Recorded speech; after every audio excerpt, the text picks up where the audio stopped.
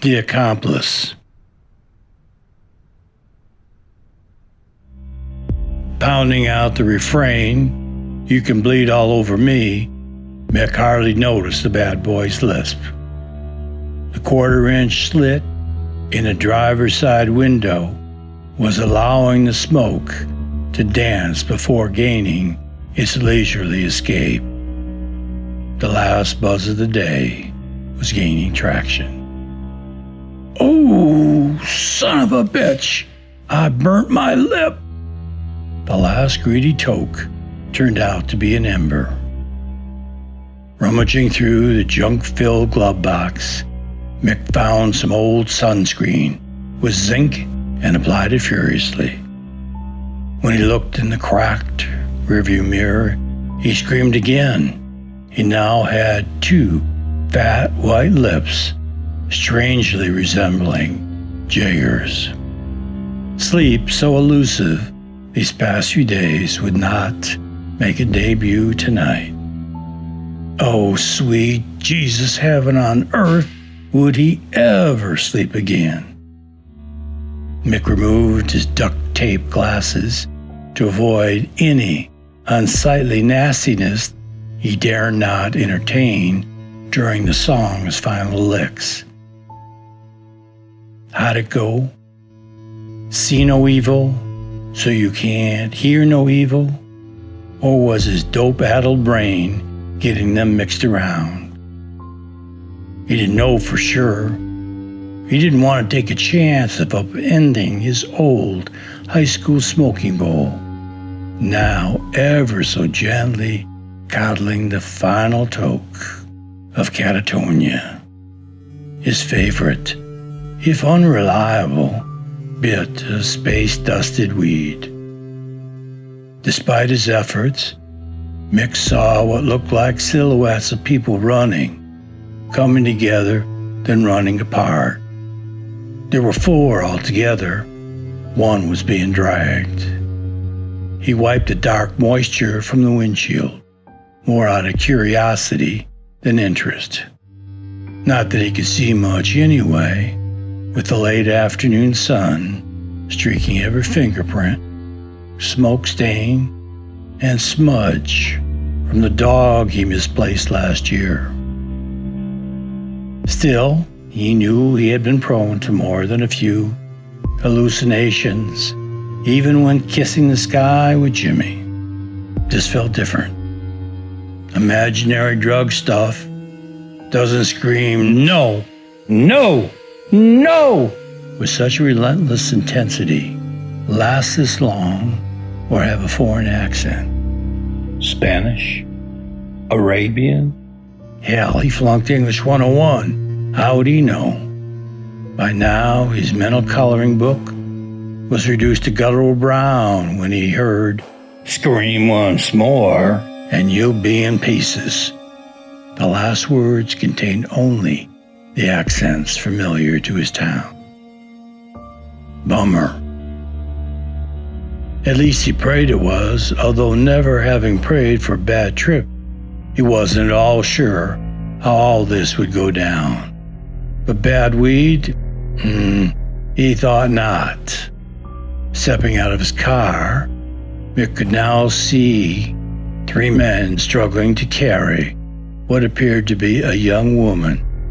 Young, he thought, because of her dress. Skin-hugging bright floral pants pulled down just enough to expose what Mick imagined was the upper edge of an oh-so-slinky silver G-string, while a diamond-shaped navel ring tossed left and then right as her body moved. Although not especially modest, he felt his cheeks burn at the glimpse of her torn Victoria's Secret bra, like those he'd seen in the ads, exposing the deep slit cut just over her right nipple. Even the long features of night taking hold, Mick could see a patch of dried blood highlighting the pale contours of a delicate Asian face. Not even close in accent, he thought. She was 20-something, maybe, attractive perhaps, and most definitely in pain. Even with his brain twisted and turned, Mick knew this was sexual violence he was witnessing.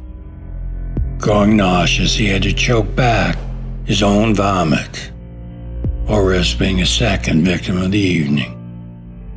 Mick got back in his car, pulled his cap down, further over his eyes, giving the appearance, he hoped, of an old stoner in the midst of a nod. A metallic rap on a window. Then another, more impatient, almost broke his spell. Silence. Apparently satisfied he was indeed rocked out of his gourd, the men shuffled on. Mick had never been so close to the unspeakable being paraded in front of him. He hated the exposure. He hated being drawn into this bizarre show of mad desire, even if only as a witness. Somehow, seeing the results of such cravenness made him party to acts he couldn't comprehend. He hated his fear, too. Where there should be outrage, Mick told himself, there was only the base instinct of survival. Pussy, he thought, referring to his mental state. He had his Louisville Slugger laying on the back seat. There were 3 of them, but he could, with the aid of surprise, get a few good cuts in. Or even though his cell was dead, he could unleash his emergency flashers, making one hell of a racket. Maybe scare him off. He should try something. He might prevent some useless violence, or God knows what beyond that. No rousing coach's pep talk could get him to move. No scolding, no matter how damning, could shame him into action. All Mick could do was silently fill his jeans with day-old piss. Then they were gone.